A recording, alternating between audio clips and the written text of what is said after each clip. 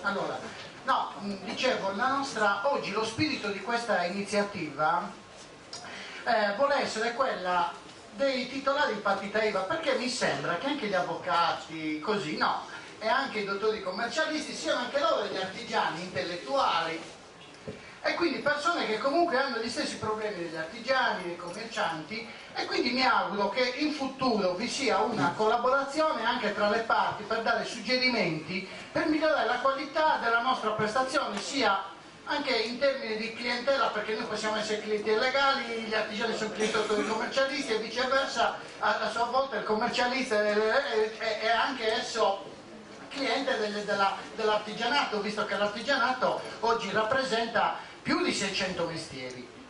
Adesso leggerò questa breve relazione che mi è stata tagliata, la verità, la metà mi è stato detto che era troppo lunga, e che leggerò questa relazione che tocca tutti i problemi quotidiani nostri, di tutti praticamente, cioè non solo quelli degli artigiani e così via. Cercherò di non annoiarvi. Quindi cominciamo col primo problema. Allora, i ritardi nei pagamenti degli enti locali e dello Stato sono notevolmente aumentati nel tempo e sono lievitati nelle cifre. Si presenta in modo molto serio il problema del notevole calo di richieste di nuovi lavori e cantieramenti. Per avere una percezione della gravità della crisi economica attuale, possiamo notare come il calo delle commesse della pubblica amministrazione sugli investimenti, ad esempio nell'edilizia, sfiori una percentuale di oltre il 50%.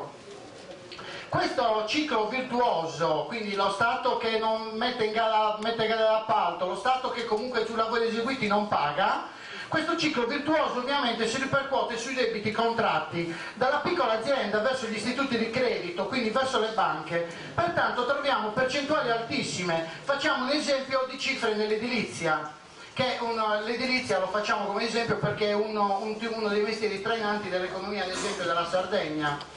La sofferenza nei confronti delle banche da parte degli edili sono cresciuti del 90%, nei mestieri dell'elettronica dell'11%, nel tessile e nell'abbigliamento del 20%, questi sono alcuni esempi che sto citando. Le imprese nei confronti degli istituti di credito denunciano e rivendicano comunque eccessive garanzie che vengono richieste al momento che ti presenti allo sportello.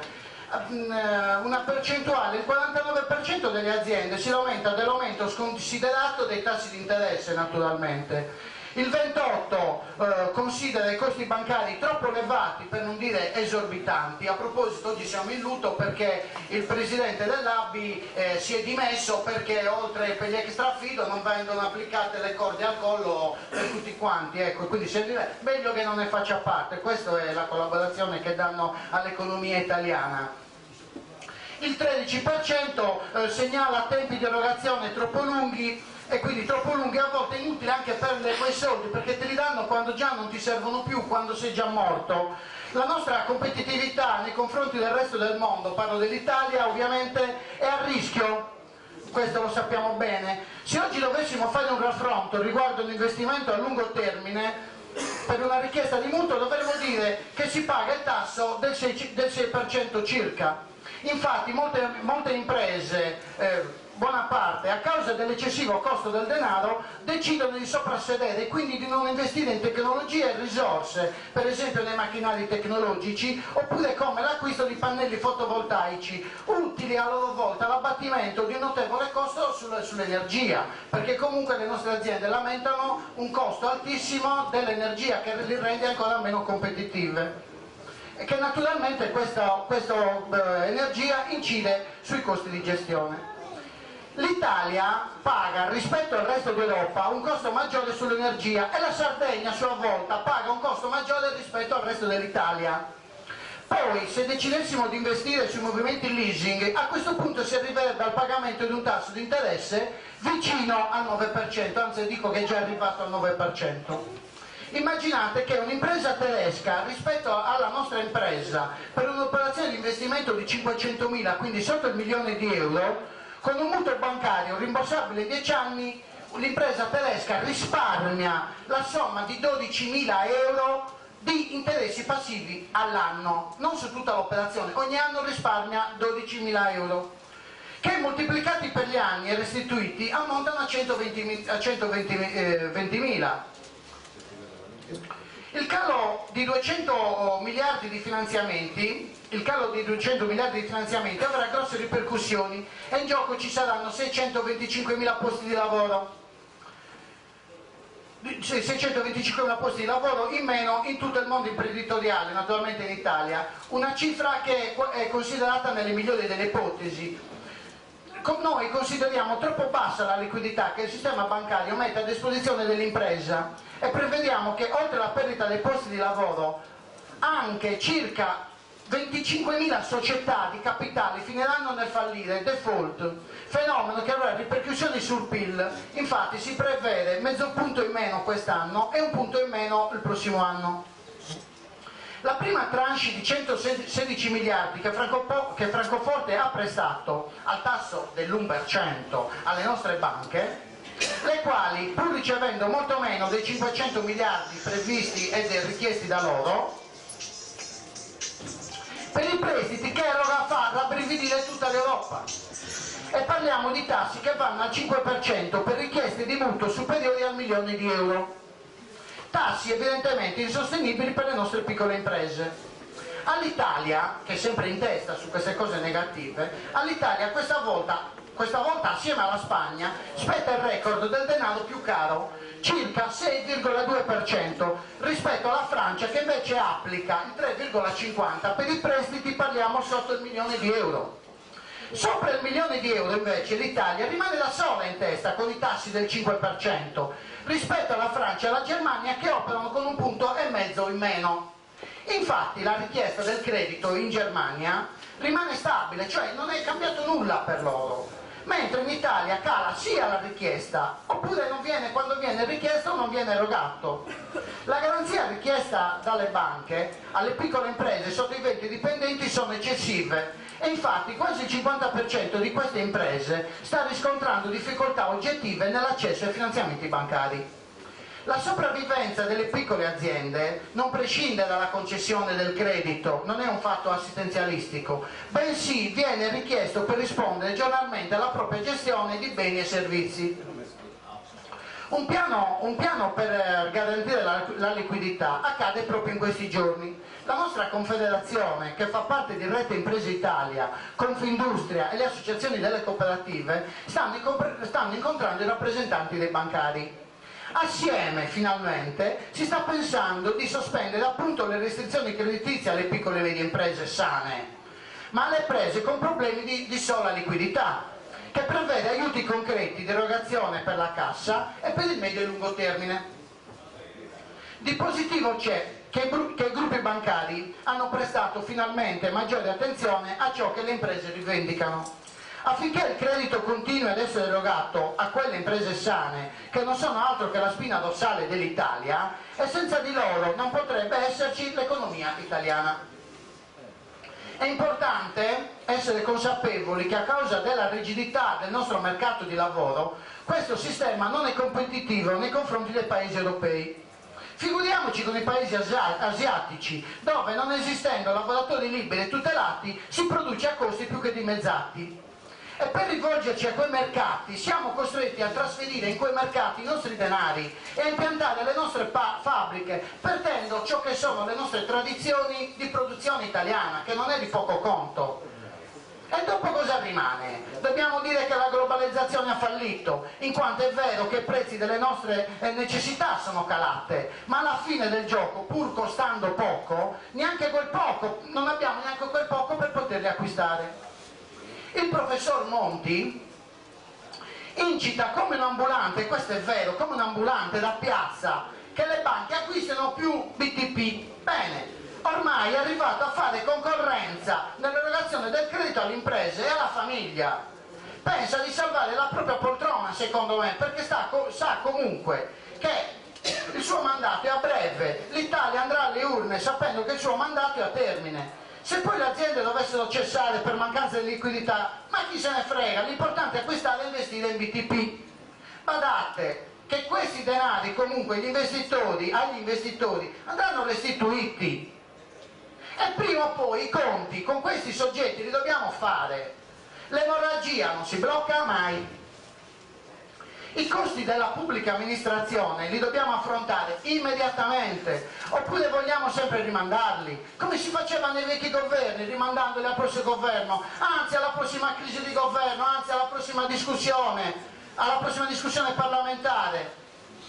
Sull'argomento dobbiamo essere seri, sulle imposte e della richiesta di sacrificio alle imprese e dei cittadini. Questo aumento dobbiamo sempre rispondere noi, oppure dobbiamo affrontare seriamente il problema a monte?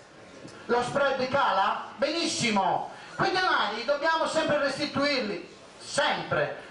Non sono certamente un contributo a fondo perduto che viene erogato allo Stato italiano. Controlli delle imprese.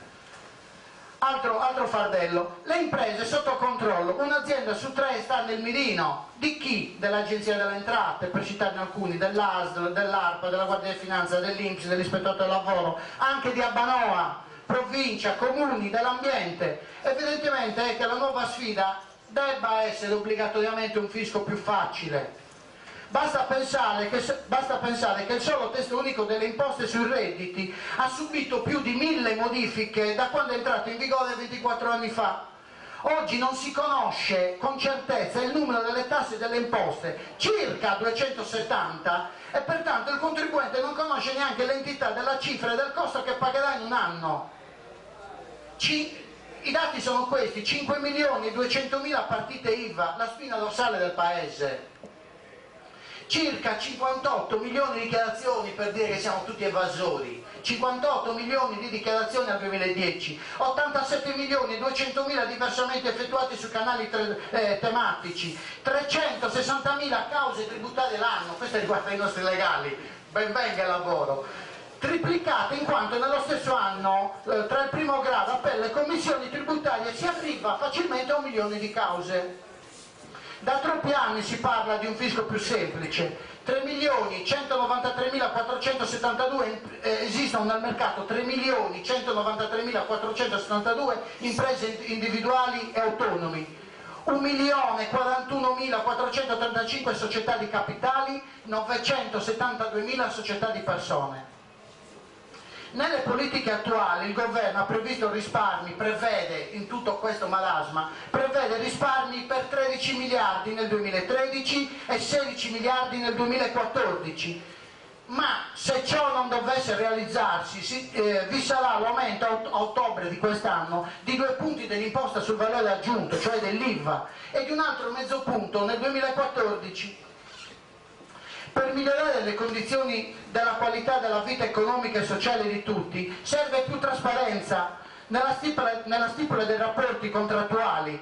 Infatti si è fatto anche un convegno qua sull'impresa sociale, sul rispetto dei rapporti, sulla trasparenza tra persone eccetera, che l'Italia ha avuto una sanzione, questo ci diciamo tra di noi, dall'Europa, perché appunto le imprese non ci rispettiamo l'un l'altro, ecco. Quindi nella stipula dei rapporti contrattuali commerciali di prestazione di servizi.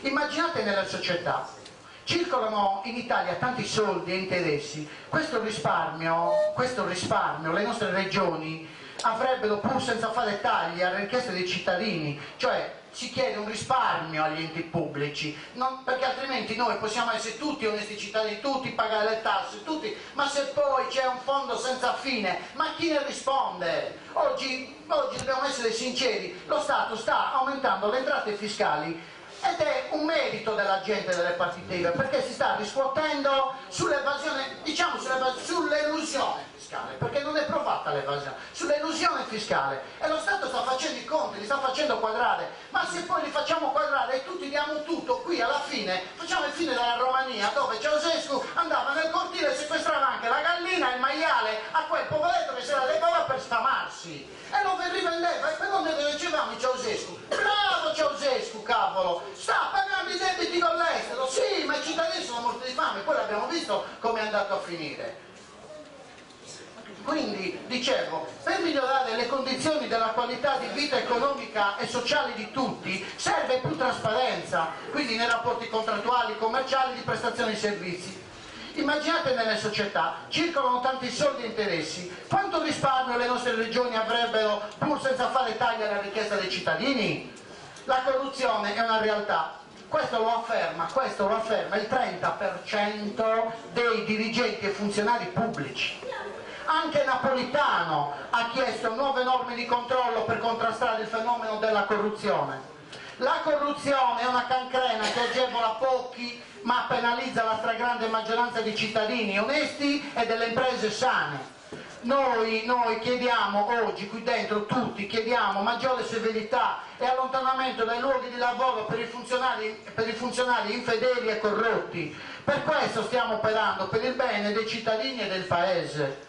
In Sardegna sarei curioso di conoscere come la pensano i nostri funzionari della sanità, dei comuni, delle province, delle regioni, dipendenti dell'università, eccetera. Anche richiedendo a loro la compilazione di un modulo, anonimo naturalmente. Se hanno delle soluzioni, dei suggerimenti, ne potremo vedere delle belle, ma soprattutto trovare soluzioni per migliorare i servizi al pubblico. I delitti di corruzione, se ne parla in ogni anno giudiziario, voi legali partecipate alle assemblee e vi dicono sempre la corruzione, eccetera. Che la corruzione, appunto, si dice, blocca l'efficienza del paese, ci vogliono nuove risorse, certamente, oculatezza nella gestione del denaro pubblico e non sprechi. Questo deve essere lo slogan. Nel nostro mondo lavorativo delle imprese e della libera professione esiste una naturale applicazione di un termine che è stato sempre rispettato, la flessibilità, cioè parlo del nostro mondo, proprio della partita IVA. La flessibilità sull'entrata e uscita dei ruoli di iscrizione degli ordini professionali e dei lavoratori autonomi. Svolgiamo lavoro manuale e intellettuale, dove certamente durante il percorso, in caso di mancanza di commesse, nessuno ti viene incontro ed eroga i famosi ammortizzatori sociali. Quando manca il lavoro si cessa l'attività e migliaia di imprese spariscono dagli elenchi commerciali e dagli altri professionali e nessuno se ne occupa più di tanto. Solo statisticamente i risultati vengono elaborati e oggi non si dà molto peso al fenomeno, eppure su tutte le professioni intellettuali vi sono 3 milioni di professionisti e la tragedia è che un terzo, quindi 1 milione di posti di lavoro cesserà la propria attività in quanto non avrà richieste. Sì, sto arrivando, una pagina. Ecco perché dobbiamo dire basta alla cassa integrazione, basta alla mobilità retribuita, ma dobbiamo dire, secondo me, sì all'assegno minimo di disoccupazione provvisoria, dove tutti siamo uguali, chi perde il posto di lavoro prende un ammortizzatore sociale, non soltanto se lavora nell'industria o in determinati campi dell'economia. Assistiamo invece alla richiesta da parte dello Stato degli studi di settore e di redditi minimi che debbono essere dichiarati e pertanto imposte obbligatorie assegnatici d'ufficio che pur non dovute dobbiamo affrettarci a pagare per non vederci arrivare gli importi con conseguenti cartelle esattoriali e con maggiorazioni di interesse more del 30% all'anno. Oggi dobbiamo affrontare un nuovo regolamento. Sto andando in fretta. Oggi dobbiamo affrontare un nuovo regolamento che quasi per intero riguarda le imprese. È una nuova che è partita da gennaio quest'anno, che sino al 31 dicembre scorso consentiva alle banche italiane di segnare alla centrale rischi Banca d'Italia i crediti deteriorati. Passano da un ritardo di 180 giorni a un massimo di 3 mesi. Se venisse rispettato il ritardo massimo da quest'anno in poi di 90 giorni dei crediti, l'impresa rischia in primis la revoca del credito, la richiesta di rientro dei prestiti e vedersi riconosciuta come impresa insolvente da tutto il sistema creditizio. L'unica via d'uscita è il consideramento di tutti i debiti, ma quale banca darebbe fiducia a queste imprese?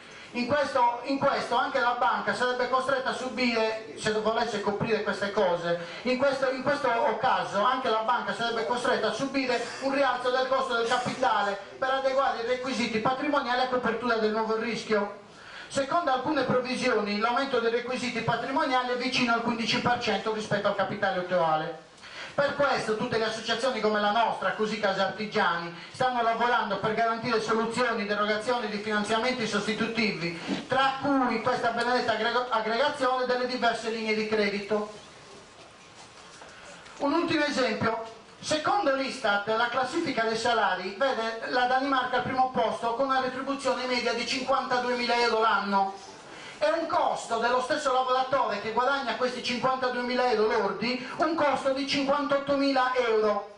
La Germania, che è una nostra, diciamo, concorrente sia nelle costruzioni delle macchine, sappiamo tutti, la Germania con una retribuzione di ogni dipendente di 38.000 euro aumenta a 48.444 il costo di quel dipendente. L'Italia in Europa, no, si trova in Europa al 15° posto, cioè un nostro dipendente lordo costa 29.653 a fronte di una retribuzione lorda costo del datore di lavoro di 41.000, il costo del lavoro quasi il doppio. Cosa vogliamo dimostrare oggi? Che la pressione fiscale non incentiva le assunzioni alle imprese italiane, in quanto i tributi annessi e connessi alla retribuzione lorda percepita dal singolo dipendente lievita in modo sproporzionato, diminuendo ancora di più la competitività delle nostre imprese, riducendo l'occupazione e aumentando di conseguenza il fenomeno del lavoro nero. Grazie.